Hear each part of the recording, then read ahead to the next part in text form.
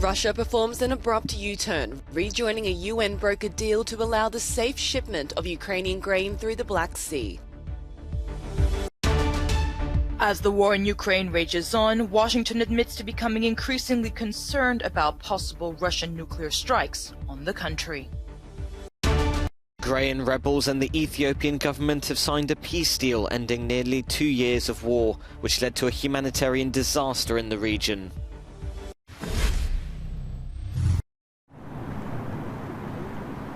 A comforting sight. Ships loaded with Ukrainian wheat and sunflower oil were seen crossing the Bosphorus within hours of Russia saying it will rejoin the UN-brokered grain deal. Moscow's climb down came after high-level diplomatic talks between Turkey, one of the guarantors of the scheme. Its president announced there had been a breakthrough after a phone call between the Turkish and Russian defense ministers. Ukraine's President Volodymyr Zelensky was quick to thank Recep Tayyip Erdogan for his efforts. In his nightly address, he said the return of the deal was important to the whole world and that there was one threat to global food security, the Russian Federation. President Vladimir Putin says he received sufficient guarantees from Kyiv that a maritime corridor would be demilitarized so he could rejoin the agreement. Moscow's withdrawal had reignited fears over global hunger. The reaction followed what it called a drone-targeted terrorist attack on its Black Sea fleet in Russian-annexed Crimea.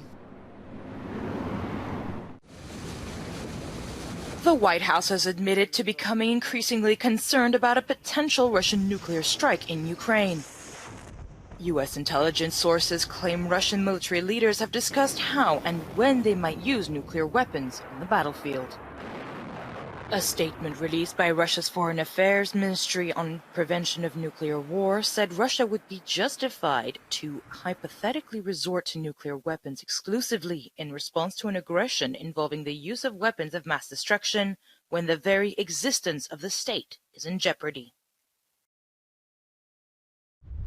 The White House's National Security Council spokesperson John Kirby says such talk is irresponsible. We still have not seen any indication that the Russians are making preparations for such use, but this is all deeply concerning to us, and it would be as irresponsible as it is for Putin to talk the way he is. It would be equally irresponsible for us not to take that and any other indicator that we're watching seriously.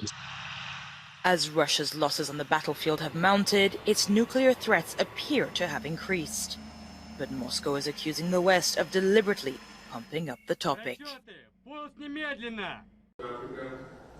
The Ethiopian government and rebels from the northern Tigray province have agreed to a permanent cessation of hostilities. No one knows how many have died, but over 2 years of brutal war, the number is thought to be in the hundreds of thousands. It also unleashed a major humanitarian crisis. As far as both parts are concerned, we have made painful concessions because addressing the pains of our people is far more important than the kinds of concessions we have made. The war began in late 2020 after government forces invaded the region, accusing Tigrayan forces of rebellion. The African Union has welcomed the news as a new dawn, but the full text of the peace deal hasn't been released, with former Kenyan President Uhuru Kenyatta warning that the devil will be in the detail. For now, there are hopes that food aid can be resumed. According to the World Health Organization, 90% of people in the region need humanitarian assistance.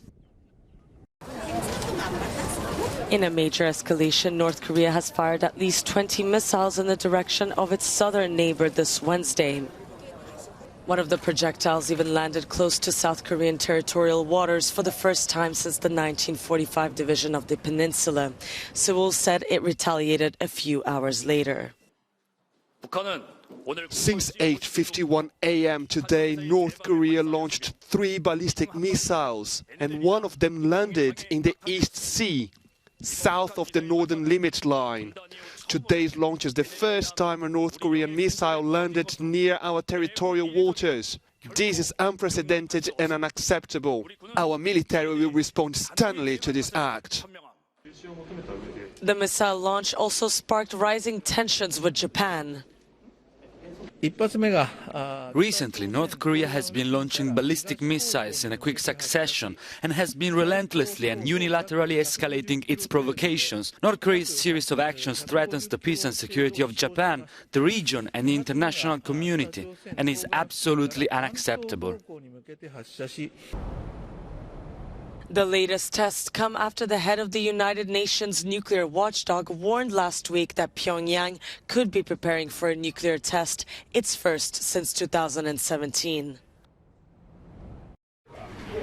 In Jerusalem, the front pages have all but proclaimed Benjamin Netanyahu as Israel's new prime minister, as the five-time former leader looks set to win the parliamentary elections. With almost all votes counted, Netanyahu's conservative Likud party, along with its ultra-right and ultra-orthodox allies, appear to have secured a majority in parliament.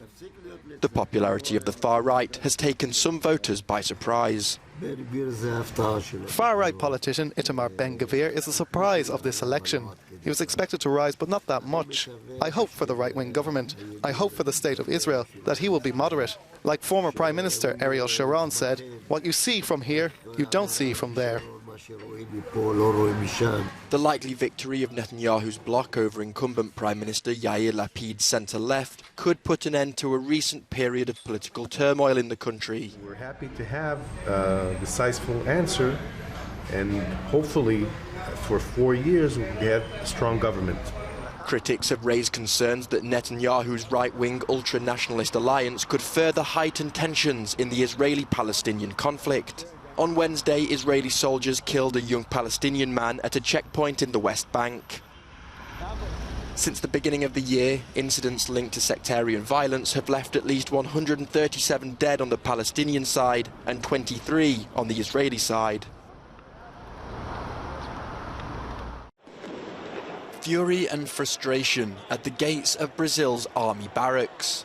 Thousands of people gathered in Rio de Janeiro, Brasilia and Sao Paulo, demanding federal intervention to prevent leftist Luiz Inácio Lula da Silva from coming to power after he defeated far-right Jair Bolsonaro in Sunday's presidential election. Since then, tensions have soared in Bolsonaro's strongholds. His supporters have urged the military to intervene, and many have blockaded motorways after months of alleging fraud in Brazil's electoral system. On Wednesday, at least 167 of the country's roads remained blocked. Jair Bolsonaro now appears to have accepted defeat, reportedly telling members of the Supreme Court that it's over. That's after the outgoing president fell silent for nearly 2 days following Sunday's vote, before failing to explicitly concede defeat in a press conference on Tuesday. Meanwhile, Lula is preparing for his return to power on the 1st of January. Unlike his previous terms in office, he inherits an economy in turmoil and a society that's strongly divided over the legacy of his opponent.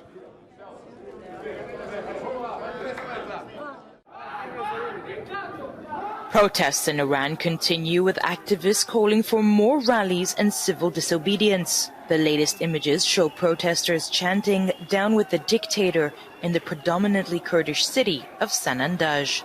Iran is coming under increased criticism for its handling of the unrest, something which its ambassador at the UN has dismissed. The rights of freedom of expression and peaceful assembly are recognized by Iranian constitution.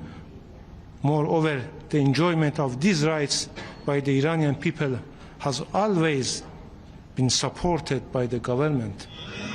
The protests, now in their 6th week, were sparked by the death of Mahsa Amini, a young woman in police custody, accused of not covering her hair properly. Since then, more than 1,000 people have been charged in connection with the anti-government protests, and security forces are accused of having killed over 280 people, including 45 children.